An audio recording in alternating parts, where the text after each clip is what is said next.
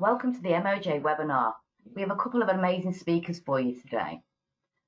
Well, I know we're going through unprecedented times, and since lockdown began in March, we've been working alongside other awarding organisations, awarding bodies, sector stakeholders and regulators to develop an approach to support as many learners as possible to achieve the results this summer.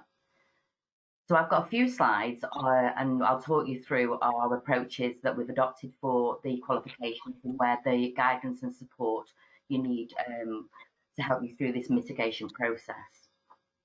But before we start, I'd like to explain a few things about our webinar platform to allow you to get the most out of today's presentation.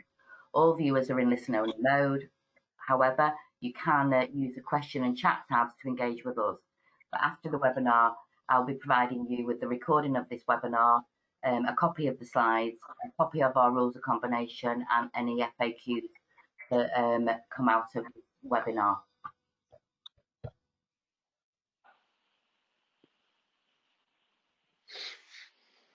So let's look at the agenda. We're going to be, I'll give you an update on our COVID situation and mitigation approaches to VRQs and MVQs. Our rules of combination as it stands. You will have our wonderful quality assurance. Sharon Street will be giving a little having a little chat with you. Our guest speakers are Jackie Slater. She doesn't need any sort of introduction because we all know her in the prison sector. She's got some absolutely amazing news to talk about with what Dermalogica are going to propose. And we've also got Sam Arthur from Northern Ireland, and he is going to be talking to you about his CPD that he does in the prisons. That's going to be quite interesting. And then we have our own Paul Seeley. He's a technical advisor for functional skills. So Paul will be touching base on some changes with functional skills, and then we'll be moving on to our next steps and keeping in touch. So let's look at the guidance. We've got assessment guidance for our qualifications at the moment. So we've worked with regulators in SQA in Scotland, Ofqual England, QW Wales and FIA in Northern Ireland to ensure the right mitigation guidance are in place to ensure many learners as possible who are due to qualify this year will be able to take their assessments and qualifications this summer and achieve those results so they can progress on to the next step in their education, employment and life.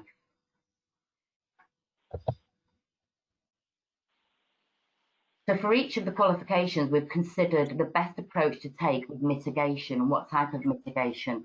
And there are 4 main types of mitigation. And we have specific guides that will cover for the hair and barbering and beauty and complementary therapy industries. So these include calculated results, adaptation, delay, and no mitigation required. And as I said, each sector skills mitigation guide will show you exactly in each band what your qualification will require. Normally level 1 will be calculated results and VRQ, and level 2 will be adaptation. The mitigation guide can be found on our website, and I have a link for you later on in this webinar. Sarah, I'm sorry to interrupt. I don't know if you can hear me, but the screen's gone, honey. Has it? Yeah, I have no screen either. Really? No screen. Have you got any now? All I'm getting is a customer advance. Oh. Yeah, it disappeared once you started, Sarah.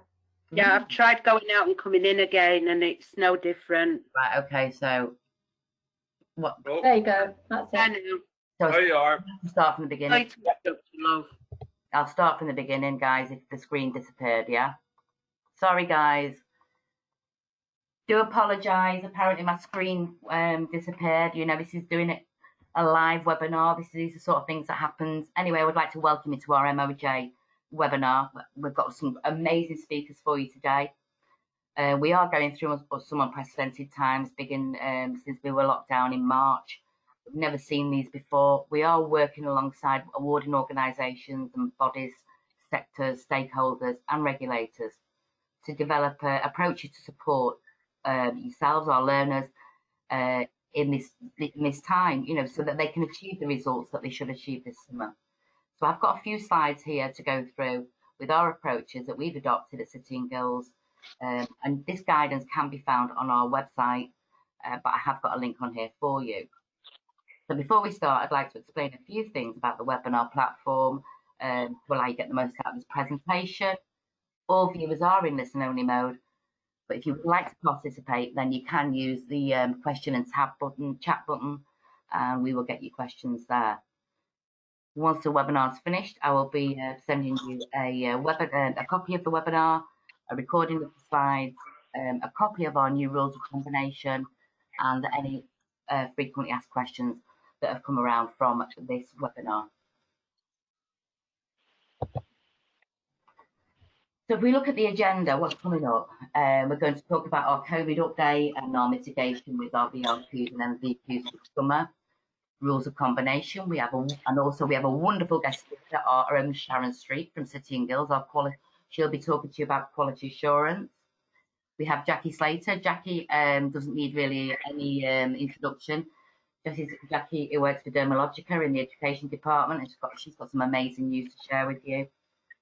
We've got a new guest speaker, Sam Arthur. Sam Arthur is from Northern Ireland, and he's going to talk about his experience working within the prisons and how he's worked with assessors in the prisons with CPD and some sort of competitions, which is really good, and I'm really looking forward to hearing him speak. We have our own Paul Seeney. He's our maths and English guru, so he'll be talking to you about functional skills and maths and English. And then we have our next steps and keeping in touch. So moving on, let's look at our assessment guidance for our VRQs and DQs in hair beauty and barbering.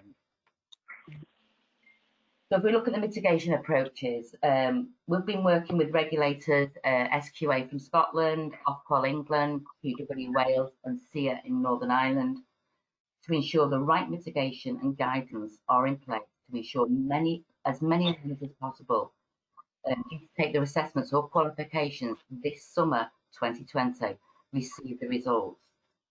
And that's so they can progress on to the next steps in their education, their employment, and actually the rest of their life. And I think it's really, really important.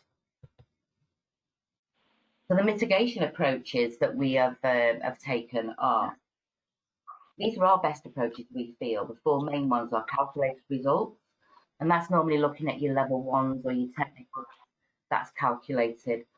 Adaption, more looking at VRQs with delay, and just some qualifications may be delayed. And then we have the no mitigation required, and again some qualifications there is no mitigation required, as it just carries on as normal. These mitigation guides, as I say, can be found on the website, but I will send you a copy with the presentation at the end. So we're looking at learners in scope now. Which learners are in scope? Learners and candidates are in scope for the mitigations. It's quite important to understand that not every learner may be within scope. So basically, these mitigations are only available to learners who have met the following criteria by the 20th of March this year. So basically, Ofqual has published a decision following the consultation on an extraordinary regulatory framework, which came into effect on Friday, the 22nd of May 2002. And the aim is to provide sufficiently valid and reliable results to as many affected learners as possible. The framework means we can award results to candidates in scope based on one of four agreed mitigation criteria, and these are the four. So obviously, what I've just gone through, it's going to be your calculated, your adaptation, your delay, and no mitigation.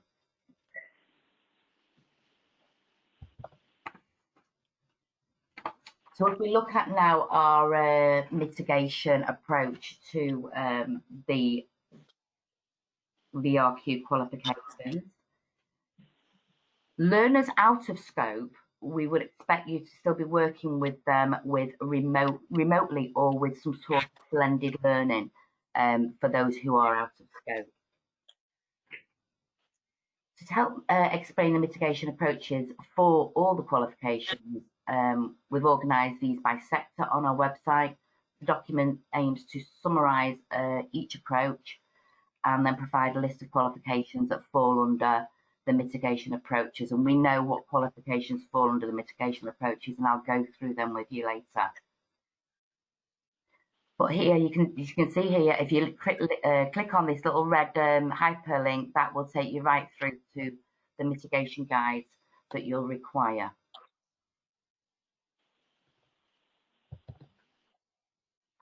Moving on now to our rules of combination. We have a new rules of combination that's sitting on our key documents page on our website. As I said, I will send this to you.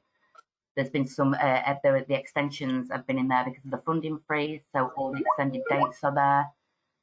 So please, you know, go on there and have a look. I will send you a copy, but there is a copy on the key documents webpage. Now, these are the most popular qualifications that are going to be affect you in the prisons. If you're teaching in the prisons, these are the most effective qualifications because they're the popular ones and they're all VRQs. But what we've got to look at here, your 3001s will come under a calculated adaptation mitigation, whereas your 3002 and 3003s will come under adapt. Now we're going to talk about 6008, 01, 02 and 04. Now these are really popular MVQ qualifications for hairdressing and barbering within the prison sector. Unfortunately at the moment we've got no news to give you regarding the MVQ adaptations. We have been in talks with the Sexy Schools Council, Javier and Ofqual, and as soon as we have any information regarding the MVQs, we will definitely let you know. There'll be a massive alert going out because everybody's asking for this information, and I'm sorry I can't give you any more information on the MVQ 6008. Now, without further ado, you're probably sick of listening to me. I'm going to introduce you to our wonderful Sharon Street. Sharon Street is from our quality assurance at City and Girls. Hi, Sharon. Hi everybody, it's lovely to speak to you today. Obviously we're in strange circumstances, but thank you to Sarah for putting this together, as I'm sure you'll all find it very helpful. From a quality point of view at City and Guilds, we've got the resilience. We've put the resilience in place to handle any queries during this difficult time. As you know, we usually have a bespoke team led by Justin Proctor, and sure quite a few people will have spoken to and met. But furlough, we've had to be introduced, but we have made sure that there's training, everybody's aware of the MoJ, and there's somebody there manning any queries at all time. So hopefully you haven't seen any dip in the services provided by quality. Also, the contact details remain the same. So the email address is still prisons@cityandguilds.com. And the telephone number is 0300 303 5352. Although when you do call that, there may be occasions where it is transferred. But again, I want to reassure you, it will be transferred to somebody that's well aware of the circumstances of the prisons and the MoJ contract. Sarah's touched on mitigation. Again, on this slide, I've just given you the place where all the documents and the guide can be found. It has been done, it's really straightforward, really easy to understand. So I would advise you just to log on there and have a look. As regards future EQA activities, I'm really sorry that I can't give an undertaking to you as to when these will start. We are working within the government guidelines, and any activities that are confirmed will be within those guidelines. Obviously, with prisons, it's difficult for remote visits, but we are looking into any sort of circumstances where they can be provided. and it is a priority for us to look at that, so that hopefully when you're in a position to be ready for the activities moving forward, that we can supply those for you with no delays.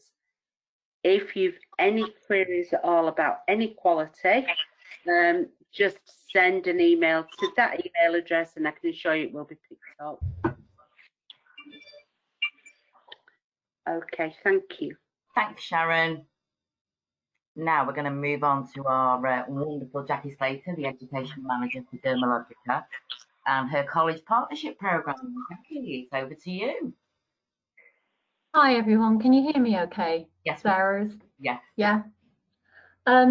Yes, thanks for having me today. I am really excited to talk to you about a programme that we've put together from Dermalogica to try and keep the reoffending rates down. And from all the statistics and everything I've learned since I've been working in the prisons, obviously education is key in all of that. And if we can continue educating those women that have qualified in their beauty therapy level 2 when they're released, then we hope that that remains, that we can continue to contribute to those lower reoffending numbers. But more than that, what we really wanted to do was to be able to launch a scheme which we've called Lift, to give women an opportunity to really become financially independent and begin to work as therapists, whether that's mobile therapists to begin with, therapists working from home, and then maybe eventually, with our help, they could be working in a salon somewhere, and Dermalogica has plenty of those across the United Kingdom and Ireland, and hopefully we can begin to place some of these women in some really worthwhile work and jobs. So I want to start with the why. So if you could move my slide, Sarah, that would be great.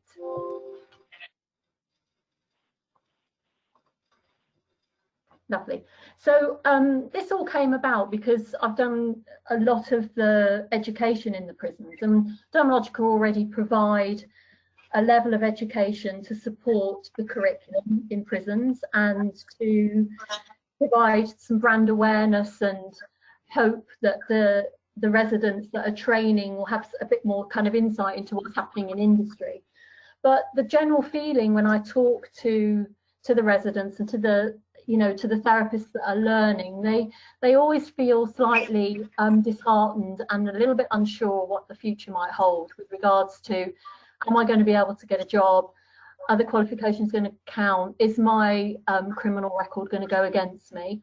And Dermalogica already offer what's called a ready to work scheme for all of our partnership colleges, where if you're qualified with a level 2 or level 3, you can take part in our initial product knowledge training, which gets you Dermalogica certified, which is all product knowledge, skin treatments. You've got a really good starting point. So we already did that, but when the women leave the prisons, it's very difficult to keep in contact and make sure that they come on those workshops. Plus the fact, of course, there's other things that stand in the way, like finances, geography, where are they living, can they get to a training centre, can they afford the travel, what's their home situation like. So taking all of that into consideration, can you move on for me, Sarah, please? We thought that we would look at what we could offer to support those women and make sure that they do come to us, and we can offer them a scheme and work with them to get them upskilled, really build their confidence, so that they feel that they can, that working in the industry is actually achievable. So we've had a few kind of setbacks. There's always been a few obstacles with the prisons and Dermalogica within the prisons. And currently we're in 3 or 4. and those prisons will top up with their professional product. But there's always limitations. There's always limitations with budget, and there's always limitations from our side as well, because of our business, you know, our reps getting in to see you, to see the lecturers within the prisons around security and communication. And so we've had that kind of lack of communication and contact. So, you know, we were kind of missing this opportunity to support these incredible therapists. So next slide, please, Sarah. So what we're going to do is, with this scheme, we hope that we can engage a little bit better with the prison staff with this programme, and, you know, put everything down in writing, maybe present the programme via a video, or do something to sort of promote this within, eventually, we hope, all the female prisons. But to start with, we're going to run a trial, and we're thinking of honing in on 3 prisons, and possibly 3 in Surrey, because we're based in Leatherhead and we want to kind of monitor and see what happens. So in our mind, we've got Downview, Bronzefield and Send top of mind. And with that, we hope that we can select 5 of the therapists that are due for release, and work with those 5 therapists once they've been released on this LIFT programme. Next slide. So in a nutshell, what we hope to do through our programme is to provide professional stock free of charge to the 3 prisons, well, or top up their stock. And then as a kind of wider, as the programme expands, we will offer the stock to all of the partnership prisons that will come on board with us. So up to 1-2 trolleys, depending on the size of the cohort that the prison takes. We'll auto replenish that stock within reason for the prisons, so that the lecturers and the students on the courses can work freely and train with the product. We will still continue to go into the prisons and provide the education that Dermalogica do anyway. And then we will work with the prison staff to try, with some selection criteria, to work with some of the therapists that are gifted or have a natural ability or are showing promise and interest. We will then select those therapists to join the scheme.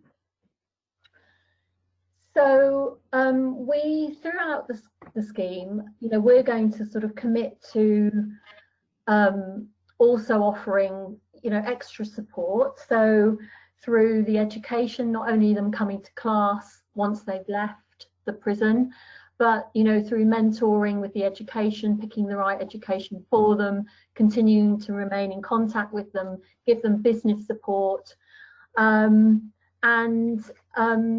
you know, offer them a kit so that they've got a starting point. So on the next slide, you'll see that we are putting together a get started pack for them, which will include enough professional product, again, free of charge, marketing assets. We're even putting in a uniform. We're thinking at the moment, we've got to sort of tie up the loose ends, but if money or budget is a problem for the therapists that are leaving prison, we will either have some kind of loan, or we will pay for their insurance for the first year. As I say, provide them with the uniform and equipment so that once they're qualified they've done their initial training with us, they will get that product and we will help them get started and start to build a clientele. We're also offering them an affiliate kind of program, whereby if they recommend product via our web shop to their clients, they will get 25% commission on that, which we're looking at different ways of encouraging the therapists to put this then back towards paying off a loan or putting towards buying their equipment, because we will sort of hire out the equipment to them and they can pay us back. Potentially we can give them work experience at one of our locations, and as I said earlier, you know, providing that business and mentoring support for them, you know, so we're kind of, not to sound patronizing, but we're kind of holding their hand through each of the stages of them growing their own business and eventually becoming financially independent. And then their commitment to us, I suppose, will be that we've given them sort of 18 months, give or take, and we appreciate that the learners will study and learn and all sort of follow that pathway at a different rate. But we've kind of thought 18 months would be fair for them to get through all of that education and commit to all of the training opportunities we're offering. We will encourage them to set up their own social media, you know, business, and be able to post and advertise their business. It may be that we can help them, you know, develop their professional skills and take on more advanced products. And then obviously with the retail, work towards ownership of their own equipment. And then, you know, maybe once they've got their own equipment, sort of paying it forward, and their equipment comes back, you know, the equipment that we've lent them comes back, and then that would be there to provide equipment for somebody new coming through on the program. So in summary then, our key scheme objective is to educate therapists in prisons and give them that confidence and, you know, upskill them enough that they can be running a business in whatever shape or form. We hope that more prisons will want to use us with the scheme, with the LIFT scheme in place, so that they expose their beauty therapists on the courses to a professional product, where there are lots of accounts out there that they potentially could get work once they've finished on the scheme. And then obviously we will measure, we will start with 5 candidates from 3 of the prisons. So I hope that you feel that this will work. You know, obviously we're really excited. I am especially. It's been a real passion of mine in all the years that I've been working for Dermalogica in education. It's something that I am really passionate about, and it would make me really, well, it would be, I think it would be an amazing achievement if we could, yeah, keep that reoffending rate down and get some of these therapists out and starting their own careers and become independent. You know, Jackie, thank you so much. I feel so inspired. I think at the end of the day, you know, what you're doing is giving an absolutely amazing opportunity for beauty graduates, and I hope that we have a hairdressing house that will come out for our hair and barbers. But thank you so much, Jackie. I really do appreciate that, and we'll move forward now. Okay. You're welcome. Thank you. You're welcome, darling. Thank you. So now I would like to welcome a guest speaker from Northern Ireland. And I've just noticed on my slides, ladies and gentlemen, that I've put islands. So Northern Ireland, and his name's Samo. And Sam's going to be talking about his experience. Hello, everyone. So I'll leave it to you, Sam. Hi, everyone. Just wanted to say that I'm honoured to be coming on today. The thing that I came up with last year was going into the prisons, and we're engaging with the prisoners to it's okay doing their city and guilds qualifications, but when we go into the prison, it gives them a boost. It gives them something to aim for. When we run the competitions in the prison, it's like a you know, they're set up as a trade test. It's okay doing your city and guilds, but when these prisoners are leaving prison, they have to do, when they go to look for another job, they really do not do trade tests in prison. So I came up with the idea to get them to do trade tests. By us doing that there, we're actually seeing what the tutors are teaching the prisoners, and by, you know, obviously we're seeing what the tutors are doing, but it's given the prisoners a boost for us being there. And it's always a bit of you know, who's the best barber, and it's a bit of a competition, but when we are actually doing this, we are actually cutting hair as well ourselves at the end of the session. So it's okay because they're in a confined space. Obviously, they have one tutor teaching, two maybe. So they're learning off one person for the whole duration of the time while that tutor's there. So when we go in, they're actually learning off another barber and another set of skills. So, and it's always good to see because they're in the prison, they want to learn, and you're getting young offenders between 17 and 21 years of age who've maybe started their City and Guilds and never finished it. So when you're in there, you know, it gives them as a boost to finish their City and Guilds, you know, and to progress. And again, when you go into the main prison, you know, I've got, you know, prisoners in there are doing 10 years and who were barbers outside before they went in, and they're continuing their work in the prison. But you know, a lot of them didn't have their City and Guilds, but while they're in the prison, they're obviously doing their City and Guilds, which is great. But when they leave prison, you know, it gives them an incentive that they've got the paperwork, they've got the certificates, and they know how to do a trade test. And with, you know, we go in and do the CPD training, and it's there's 3 prisons. I'm getting all flustered here. There's 3 prisons in Northern Ireland. You have young offenders, and the young offenders is a male prison, but it's coincided with a female prison. Now the female prison is, you know, 17 to, you know, 99 years of age for the women, unfortunately, but you know, they're together.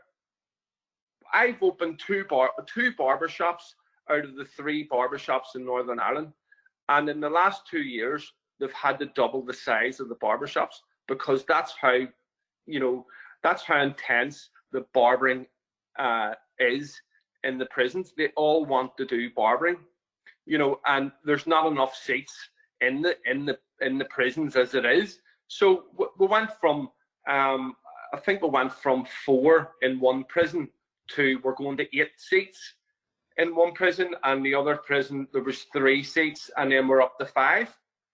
You know, and obviously you have to watch with the amount of prisoners they're all in the barbershop at one time. But you know, they're taking sessions each day. You know, there's 2 sessions of barbers each day getting into that barbershop, and it's absolutely, you know, brilliant to see the enthusiasm of these people. You know, it's okay listening to a tutor, but when they see someone wanting to come in and actually spend time with them and show them what to do, they're very, you know, enthusiastic, and they want to just soak up all the information that you're giving them. So it's great, you know, because being part of the British Master Barbers, you know, when I came up with this idea, I took it to British Master Barbers, and then, you know, with City and Guilds, we went to City and Guilds as well, and it's phenomenal. We had 3 prisons booked in the UK this year, and unfortunately with the COVID-19 situation, we've had to cancel them. But no, we'll be going back after all this is sorted out. We'll be going back, and we're constantly being asked, can we come over? And before this, you know, because we were doing it out of our own pockets, we were actually, the British Master Barbers, we were putting a crowdfunding page together, but we shelved that idea because of obviously everybody's out of work and all the rest of it. So what we're doing is, when this is all sorted, we're getting back into it, and you know, the intensity for these prisoners and for these prisons is unbelievable, and there's not enough of us. But what I'm saying is, what I'm doing with the prisoners, the barbershop, this can be done in, you know, the ladies' prisons with the beauticians, and it could be, you know, every level of City and Guilds can do this, what I'm doing. And I think it's great because, you know, it's just, people are just wanting to learn, and I find that when you go in, they just want to learn off someone different, and it's great. And you know, Spencer Scissors, they've came on board as well. They're donating scissors every time we do a competition. True Blue are are donating scissors, and the scissors aren't cheap, but you know, you get people saying, oh, what a great idea it is, and they just want to contribute and move things forward. So that's basically, you know, what I want to say, you know. Well, Sam, I think that was really, really amazing. Thank you so much. Talking about the Master Barbers, can you give us all an overview of Master Barbers? Can you do that for us? An overview? Yeah. What do they do? You know. Well, the British Master Barbers is, you know, it's been going for years, and You're in a ambassador, aren't you? Sorry, I'm the Northern Ireland ambassador for the British Master Barbers. Again, my Grand Master Barber title back in 2016, I think it was. But it's great. It opens avenues for you. You know, you can go on, you know, and you can go into, like, you go into the prisons, and the prisoners who actually want to know about the British Master Barbers, and you tell them, and then, you know, I say, like,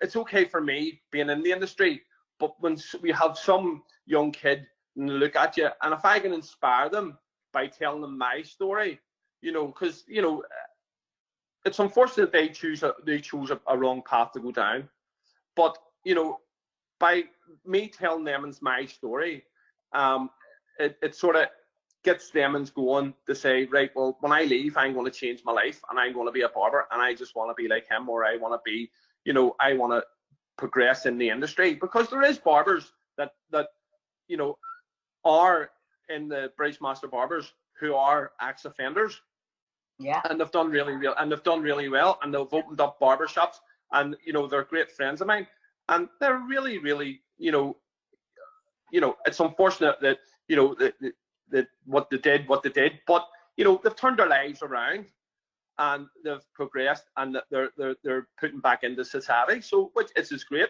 But the British Master Barbers have helped me the whole way through. Yeah, it's a win-win, Sam, for me. So, it is. I mean, I can't lose, because at the end of the day, you know, we go in. It's a voluntary thing we do, and then the crowdfunding was basically just for our traveling and expenses and stuff, you know. But apart from that, there, you know, when I approached the British Master Barbers about this, you know, they give me 100% backing, and they wanted to get on board.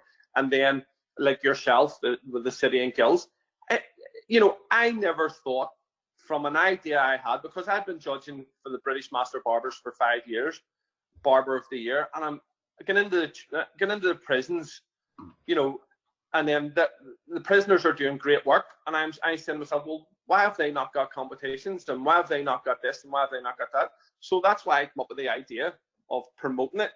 Now, obviously, you can't promote prisoners, because I just never ask what they're in there for, because, you know, the way I look at it is, if they're in the barber shop, they're barbers. I don't care what they're in for. Maybe. You know, that's immaterial to me. But I'm there to do a job. I'm there, if they want to learn, I'm there to teach. So, you know, it's a great way. That's a leveler. You know what I mean? I don't care who's done what. It's a leveler. If they're in a barber shop, they're barbers, and I always say that to them, and they just give you respect when they hear that. And I like, you know, but nice, you know, because they've been classed as so many things, but for you, they're just a barber, and that's the main. They're barbers. Barbers, you know, forget everything. Yeah. You're a barber, and that's really. They're barbers. And I love that. You're so modest. You are so modest. You know, yeah. I mean, God, you're based in Northern Ireland, which we know with that Irish accent. You're a mod. We love it. I'm a mod myself, so I love that. Yeah. Yeah. Tutor one day, really. Tutors. Yeah. But see, here, industry. Come on, you know, you've done 33 years in industry. You know, you've worked in Italy, France, Spain, Holland, Vienna, UK, Southern Ireland. You know, you're an ambassador for the Master Barbers. You know. Yeah. I mean, I years ago, I used to do the L'Oreal Color Trophy. I mean, I'm a hairdresser as well, but you know, I've done all the shows, and you know, Barber of the Year. You know, crazy years ago, All Ireland champion, and you know, but that's brilliant when you're younger. Yeah. You know, I think it's great. It gives you the confidence to go out and do things like this. You know what I mean? Yeah. But at my stage of life, at my stage of life, my business is great, and I just found over the last couple of years that I wanted to give back. So when I go into prisons, you know, I do it for free, and you know, people say to me, "How much do you get paid to do it?" No, and my last prison was a maximum security prison. But here's the thing, you know, barbering is bringing people together. Yeah. See, with the situation in Northern Ireland, it's crazy, right? You have different types of prisoners, right? But see in the barbershop, none of that matters.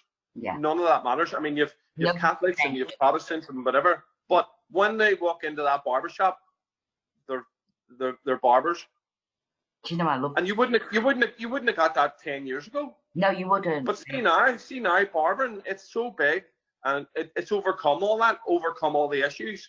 You know what I mean? And you know, it's absolutely brilliant. And when I go in, when I go in to do this, I try and make it more better for them. Yeah. But I actually come away from the prison myself feeling great. Yeah. Because they've actually wanted to learn. Do you know what I mean? Yeah. And that's worth, to me, that's worth more than money. Because if somebody wants to learn off you, then that's worth more than anything.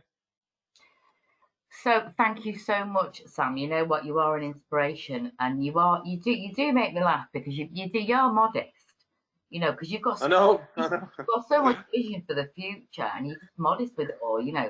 But you want to help people to live a purposeful life, making a difference and a contribution to society and the community that they grew up in. Yeah. And I think that's just an amazing attribute from you. And that's why I have you on board. Thank you. I really do, you know, and I really will say to all our prisons out there, or people who work in prisons, you know, hook on to Sam. You know, he's got so many good ideas. Master barbers are amazing. They really are amazing, aren't they? They've done so much. Yeah. You know, they're brilliant. You know, I mean, they've helped me to no end. I mean, you know, I phone the guys up, and it's just good to talk to them. Do you know what I mean? If you're feeling a wee bit low yourself, because everybody does feel a bit low. Exactly. You know, it gives you someone to talk to you about the industry. You know what I mean? If you're saying to yourself, well, I'm thinking of going down this career path, what do you think? And you know, it's always good to have someone else to talk to in the business, other than, you know, the normal people you talk to. You know, it gives you a fresh insight on fresh ears. You know what I mean? So yeah, definitely.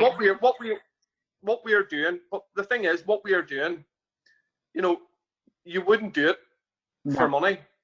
You wouldn't do it for money. And you know, I just felt at my time, I just wanted to give back. And this is because I'll always remember the boy or the guy that taught me. Yeah. Do you know what I mean? And you know, in 20 years' time, I want these people to come to me and say, you know, flip me. I remember you come into prison, and now I've got a barbershop, and now I'm doing this, and I want to thank you very much. To me, that's more than anything. You know something? I'm on your page. I really am on your page, and I think we need to do podcasts with all this, because I think it could really get a debate going up of how we should be doing more to help. Yeah. But you know, I really do appreciate, Sam. I really appreciate you being on this call today for all. No problem. And you know, we will be working with Sam more in the future at the Master Barbers. He's a ambassador, Northern Ireland. Yes, you are. You know, you're with us, and we love it. And thank you so much, darling. I really appreciate that. No problem. Thank you very much for having me. Thank you. Okay, take care. All right, bye. Bye-bye. Bye. So we have our wonderful, well, he's my colleague. He's our Paul Sini. He's our technical advisor. He also lives in Northern Ireland. So he's going to... I do indeed, yes, yeah. Hello, darling. How are you? I'm fine. I'm still at home like everybody else at the moment, but yeah. That's doing life on lockdown, yeah. How things are at the moment. Yeah, how things are at the minute. I was going to, I'll just sort of switch myself over as presenter for a second. So what I can then do is share my screen and just share a few sort of insights. While I'm doing that, I'll just sort of say one of the things I was kind of really trying to do is sort of do two things. Was one, just talk a little bit about current situation in terms of, and particularly the mitigation arrangements that that are as they apply to maths and Maths and English in its varying forms. That's it. Let's just make myself a, show my screen. Hopefully that's now, hopefully audiences, you should be able to see a Maths and English web page now. That's good. Good. That's always a relief when that works. I was going to say, so just talk a little bit about the current situation in terms of mitigation approaches for actually all of our various Maths, English, literacy, numeracy qualifications. I'm conscious we tend to, when we do this, lapse into talking about arrangements for England and never sort of mention that there are other jurisdictions and there are other qualification systems and regulatory environments and so on. The mitigation arrangements are actually broadly similar across jurisdictions, but there are some subtle differences in terms of how they apply to each of our qualifications. So I was going to kind of quickly run through that in a moment, but what I will do first, I think, just to obviously set the scene, is just walk you through some of our broader sort of resources around the whole arena of maths, what we loosely call Maths and English, and the various qualifications that fall within it, because I think I'm conscious, particularly in the current environment, that a lot of ad hoc thinking is having to happen around the delivery of kind of, certainly myself and our other Maths English technical advisor, Catherine, who also has a prison education background. We're doing quite a lot of remote sessions at the moment with Maths English practitioners working in prison education and looking at how they are looking at things like, obviously, the changes to the functional skills qualifications, but also looking at how they can apply delivery of Maths and English in a more flexible and fluid way. So they've been looking at various sort of things, and we've recently ourselves done some other sessions that fit around that whole piece. In terms of the web resources and so on, we have a kind of Maths and English landing page. There's a slightly shorter URL than the one you can see at the top of this, or you may be able to see at the top of the screen. It's probably quite small on your screen, but it's just simply cityandguilds.com/Maths and English, and that takes you to this sort of page that has a whole series of option boxes, geographical option boxes, but also a shortcut that takes you straight into the functional skills world. And I'm going to quickly click on that now just to highlight one resource in particular, it's Hub. It's got functional skills, some guidance, particularly around the resources that we have on the Smart Screen platform to support literacy, numeracy, Maths English teaching and learning, but also the e-functional skills tool, which we haven't particularly used in offender learning, but is used to support the broader learning journey, particularly where learners are working towards functional skills. Another thing that might be really, really useful, particularly if you're involved or work with colleagues who are involved in the delivery of functional skills, is the slides from some of the recent face-to-face and virtual networks that we're doing. And we're still operating a series of virtual networks at the moment. We're doing some prison-specific ones, but also generic ones for other types of provider. We recently, just talking about that whole issue of adapting to remote delivery, did a series of what we called Teach Meets, where we invited a range of practitioners to come and share examples of things they were doing and practice that they're involved in. And then also, just on the Maths and English arena particularly, I say every month, at the moment we're doing it every week, but normally every month we have a regular sort of 30-minute webinar update where we just talk about a topic within the kind of whole arena of Maths and English. And there is a back catalogue of all of those kind of on this web page as well, recordings from all of the previous ones. We're doing some extra special ones at the moment, particularly to talk about the mitigation process for Maths and English, because there's obviously quite a lot of work and quite a lot of, and particularly quite a fast-moving picture around how all of that works at the moment. So that's sort of happening. Normally it's once a month, but at the moment it's every week. But if you sign up for those webinars, and there's a sign-up sort of link here, once you're signed up, you get kind of notification of all of them in any event, so you would get to hear about those. Probably useful now to sort of talk a little bit about the COVID-19 situation and the mitigation arrangements. A lot of the principles that Sarah was talking about earlier in relation to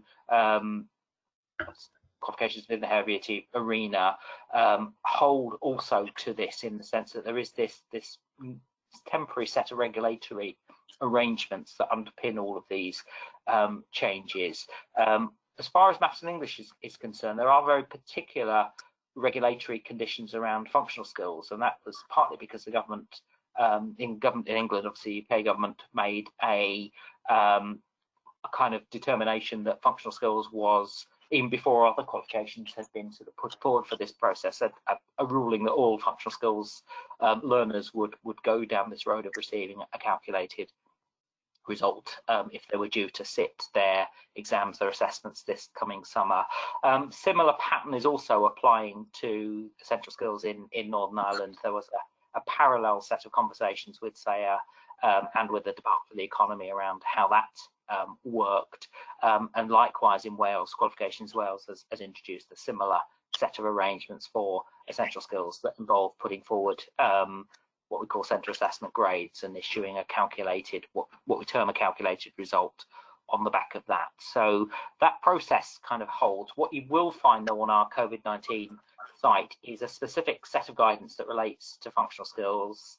On top of that, a recorded presentation, an ever-growing, and I was on another webinar earlier on where we were just adding more and more questions and more sort of what-if scenarios to that. So there is a kind of ever-expanding set of FAQs to go with that. And then for essential skills, we have then a separate sub-page within the COVID-19 sub-site that deals with all qualifications that are specific to Wales, Scotland and Northern Ireland. And if you click on that, you then see that there is a drop down in terms of specific arrangements for those.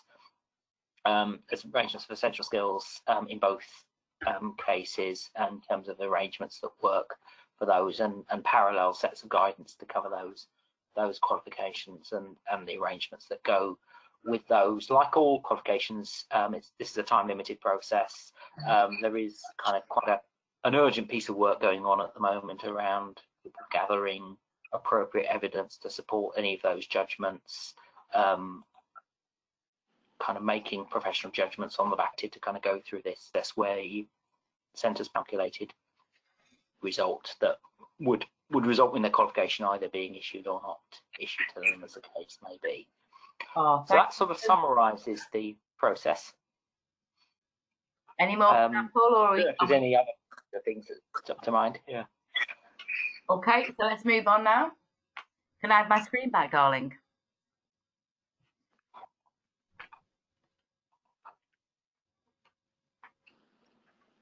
Show my screen. Okay, so we're doing that now. So where do we go now, guys? Next steps.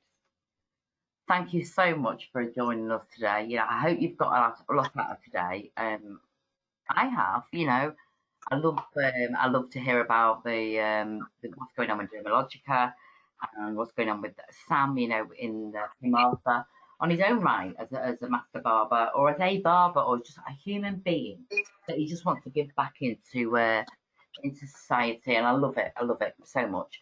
So let's move on now. So what have we got for you, teen girls? Well, I was on furlough for 3 weeks, and that was quite interesting because I kept seeing all these things come on Facebook, you know, Barbicide, you know, qualifications, COVID-19, do this, that, and the other. I thought, well, I'll have a go.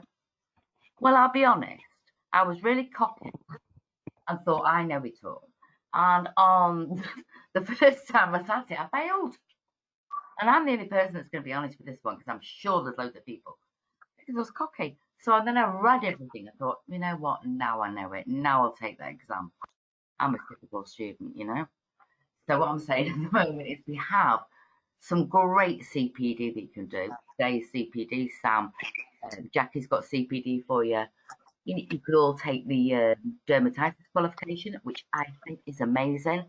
And I remember my first year, gosh, many years ago, being in EQA, I had to go to Hull Prison and do a sample on this qualification for all the caterers. There wasn't one barber, and that shocked me. So that's a brilliant course for you to do. Obviously, it's the NHS, the Health and Safety Environment. They look at qualification. You've got your Barmicide. we have got something coming along later on in the month. That it's an Emma project, and she's furloughed. So I will wait till Emma wants to launch that later on in the year. So we have our prisons page that's there for you. Everything that we do, we put there. Our newsletters on there. We have 2 now for hair and barbering and beauty. So look at those newsletters. More to come with the prisons. We had such a great time in our last event, and Jackie was there, and there was Emma Kai, who's moved on now to digital. It was a brilliant event, and off the back of that, this has happened. And unfortunately, we've got COVID going on, but it will not stop us from actually moving forward. We're here to support you. Emma, the industry manager, is always around to support, centres and stakeholders, employers. That's what her job is, and she does it with grace. I'm here to just answer your questions and, take some slack sometimes, but that's not a problem because I would be the same as you. So basically, all that leaves me to say now to you all guys is thank you so much for joining us. You can catch us on Facebook, LinkedIn, but I would like you to go to our site today. Go to email updates at the bottom. There's a little email updates. Sign up there today. If you have signed up, go back in and have a look to see what you signed up for, because it might have changed and you might not be getting the right information. So from me to you, thank you so much. I need to thank the presenters so much. Our lovely Sharon, quality, she's amazing. Big high five for Sharon. Jackie, thank you so much, Dermalogica. You are so onto this, and as much as I can support you, I will. Sam, thank you for joining. Amazing, and I think the future with the prisons moving forward is going to be something else.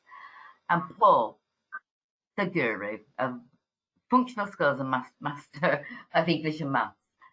Thank you so much. Is my colleague, and if you need anything, you've got all mine and Emma's emails.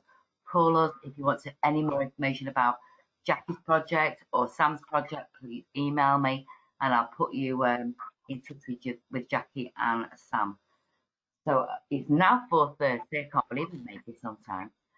It's now 4:30, and I just want to say thank you so much. I really do. I do appreciate you all being here, and that the speakers that are here are amazing. So onwards and upwards. As Buzz would say. Thank you.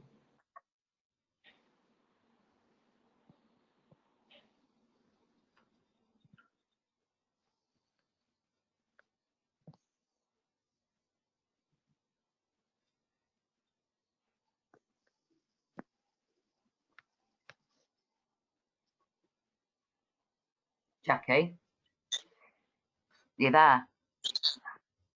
Sharon? Hi, Sam's here. That was brilliant, Sam. Amazing. Yeah. Absolutely bloody amazing. I love it. You're so natural.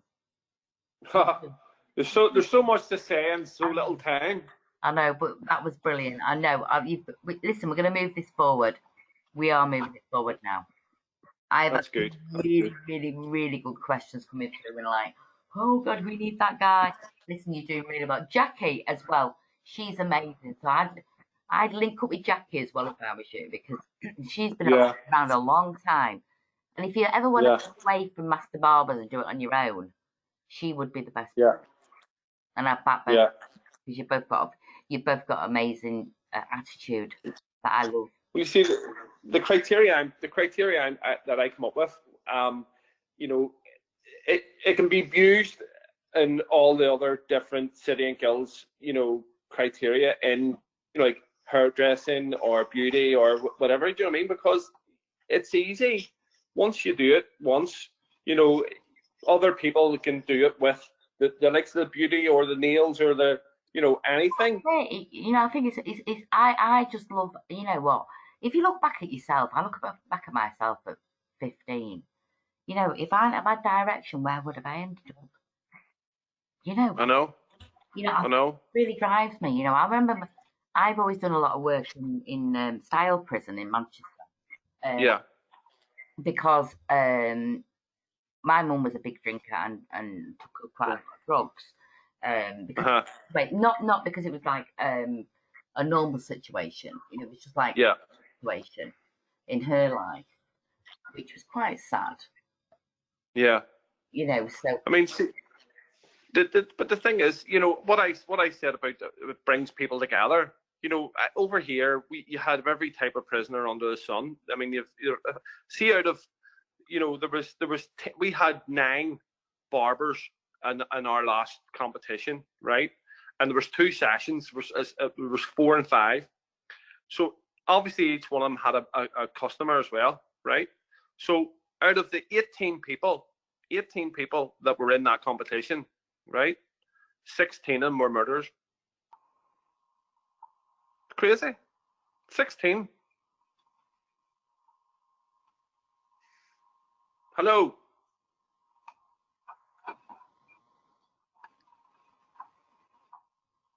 hello, can you hear me? Hello. Hiya. Yeah. Hiya. But see out of the 16 in the last competition, Yeah. right? Or sorry, hang on. 18 of them in the last competition, 16 were murderers. But you don't. Do you know what I mean? I'll be honest. What's the situation there? You know, you have to say to yourself, what you could, the murderers. But why? What happened? Yeah, I know, but you see, the thing is, you know, you had Protestant murderers, you had Catholic murderers, but these people would never have been together. No. Do you know what I mean? So, see, in the barbershop, once they walk through the barbershop threshold, barbershop door, their past is their past. This is their future. Exactly. You know, we can't go back to all that. You know, I mean, no, but I'm not. You know, I'm not a religious person, so I'm the worst person. No. I just think I had lots of friends who were signed up in the army in '78. You know, signed up in the army, went to Ireland and that. I never had a fucking opinion on it, to be quite honest, because I just think, you know what? Yeah. You are what you are, and it's not really. Yeah. You know, it's a story. Nobody, we weren't. Yeah. It's a bloody story. That's right. Go for it, for Christ's sake. So, but the thing is, 10 years ago, you couldn't have had what? My husband's Catholic and French. Yeah.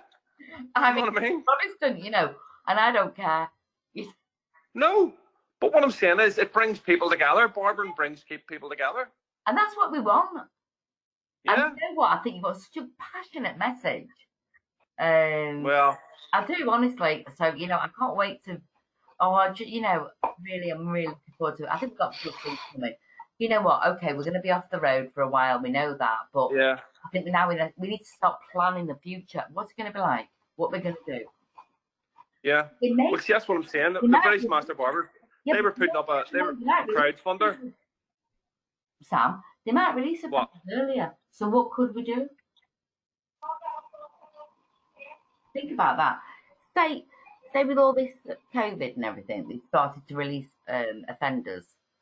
What could we do as an industry, as a barbering or hairdressing? What could we do to help them transition back in? Because I think that's going to be a shock.